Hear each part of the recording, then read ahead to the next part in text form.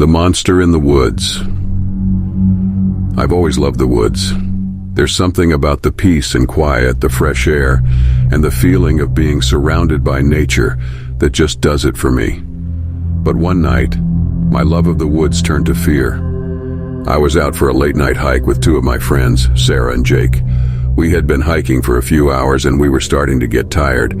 We were about to turn back when we heard a noise. It was a low, guttural growl. We all stopped and listened. The growl came again, closer this time. We looked at each other, our eyes wide with fear.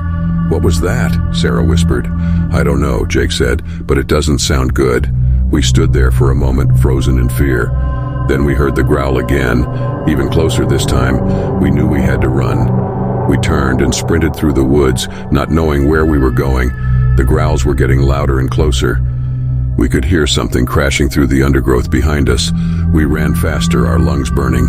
We didn't know what was chasing us, but we knew we had to get away. We ran for what felt like hours. The growls were still behind us, but they were getting fainter. We finally reached a clearing and we collapsed on the ground, exhausted.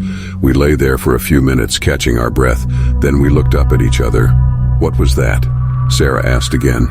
"I don't know," I said, "but I'm never going back into those woods again." We got up and started walking back to our car.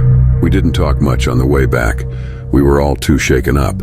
When we got to the car, we got in and locked the doors. We sat there for a few minutes, just staring out the windshield. "What do you think it was?" Jake asked. "I don't know," I said, "but I'm never going to forget that sound." We drove home in silence, each of us lost in our own thoughts. I couldn't stop thinking about the growls and what could have been chasing us. I never went back into those woods again, and I never told anyone what happened that night. But I'll never forget the fear I felt or the sound of the monster in the woods.